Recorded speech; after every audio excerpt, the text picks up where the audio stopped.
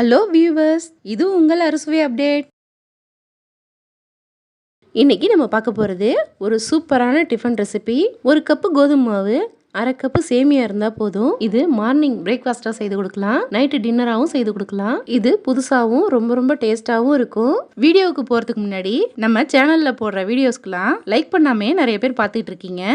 Like பண்ணி subscribe பண்ணி நம்ம சேனலுக்கு சப்போர்ட் பண்ணுங்க. வாங்க இது எப்படி பண்ணுறதுன்னு பார்க்கலாம். இது பண்ணுறதுக்கு நான் ஒரு கப்பு கோதுமை மாவு எடுத்திருக்கேன். அதை ஒரு பாத்திரத்தில் சேர்த்துக்கிறேன். இது கூடவே அரை கப்பு சேமியா எடுத்திருக்கேன். நம்ம எடுக்கிற சேமியா நல்லா பொடியாக இருக்கிறதா பார்த்து சேர்த்துக்கோங்க. இப்போ இது கூட சேர்த்துக்கிறேன்.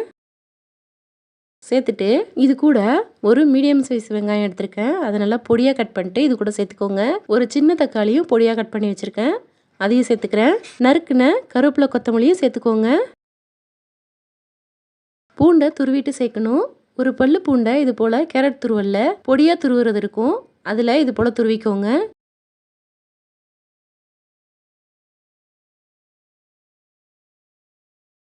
இது கூடவே ஒரு சின்ன துண்டு இஞ்சியும் நல்லா பொடியாக துருவிக்கோங்க.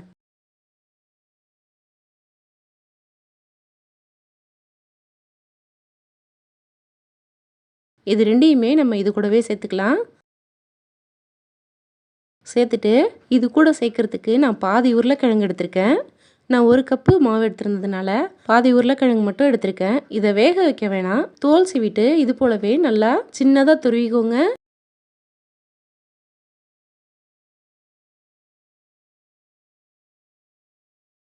இப்போ நல்லா துருவிட்டேன்.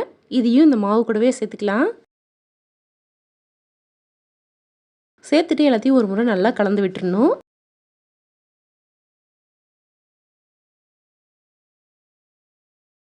நல்லா கலந்து விட்டுட்டேன். இப்போ மற்ற பொருட்கள் எல்லாம் சேர்த்துக்கலாம். அரை டீஸ்பூன் மிளகாய்த்தூள் சேர்த்துக்கோங்க. அரை ஸ்பூன் சீரகம் சேர்த்துக்கலாம். சேர்த்துட்டு 1/4 டீஸ்பூன் மஞ்சத்தூள் சேர்த்துக்கலாம். இந்த மாவுக்கு தேவையான உப்பு சேர்த்துக்கோங்க. இது கூடவே நல்லா வாசனைக்கு அரை டீஸ்பூன் கரம் மசாலா பொடி சேர்க்குறேன். இதெல்லாம் சேர்த்துட்டு ஒரு ஸ்பூன் நெய் சேர்த்துக்கோங்க, நல்லா சாஃப்டாக இருக்கும். சேர்த்துட்டு எல்லாத்தையும் ஒரு முறை நல்லா கலந்து விட்டுறலாம்.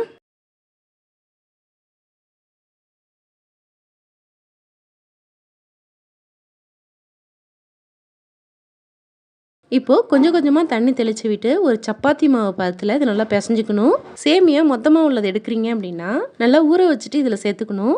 சூடான தண்ணியில் போட்டுட்டு ஒரு நிமிஷம் கழித்து வடிகட்டிட்டு இதில் சேர்த்துக்கலாம்.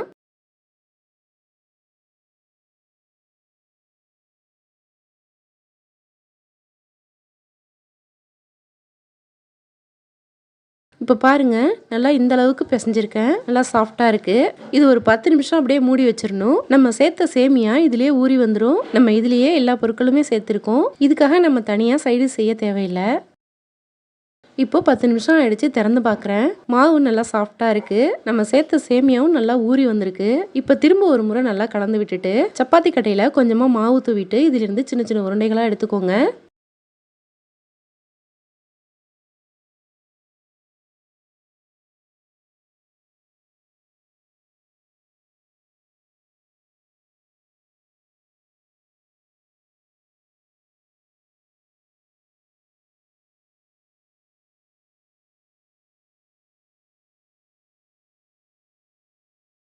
இதில் நம்ம உருளைக்கிழங்கு சேர்த்துருக்கிறதுனால ரொம்ப சாஃப்டாக இருக்கும்.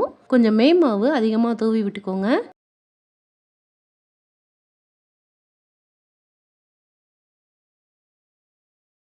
நம்ம எப்போவுமே சப்பாத்தி செய்கிறது போல தான் கொஞ்சம் திக்காக இதை திரட்டிக்கணும்.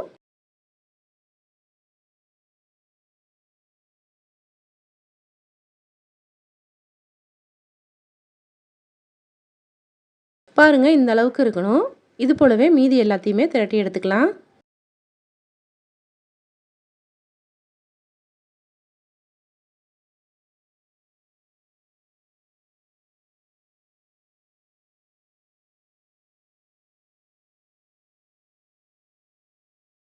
இப்போது எல்லாமே ரெடி ஆகிடுச்சு. ஸ்டவ்வில் தோசை பேன் வச்சுருக்கேன். அதில் கொஞ்சமாக எண்ணெய் ஊற்றிட்டு நம்ம செய்து வச்சுருந்த சப்பாத்தியை ஒன்று ஒன்றா போட்டுக்கலாம். இதை இது போல் திருப்பி திருப்பி விட்டு வேக வைக்கணும். ஸ்டவ்வை மிதமான சூட்டில் வச்சுக்கோங்க.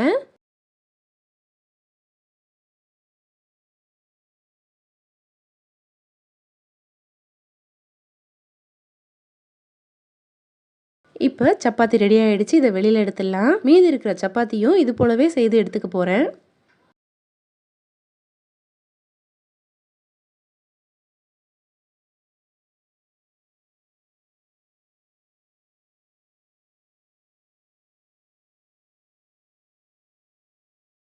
பாருங்க நம்மளோட சப்பாத்தி எல்லாம் சூப்பரா தயாராயிடுச்சு.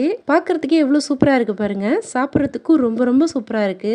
இது போல செய்து கொடுத்தா குழந்தைங்க புதுசா இருக்கிறதுனால ரொம்ப விரும்பி சாப்பிடுவாங்க. நீங்களும் உங்க வீட்ல ஒரு முறை ட்ரை பண்ணி பாருங்க. இந்த வீடியோ பிடிச்சிருந்தா லைக் பண்ணுங்க, ஷேர் பண்ணுங்க. நம்ம சேனலுக்கு புதுசா இருந்தா சப்ஸ்கிரைப் பண்ணுங்க. தேங்க்யூ.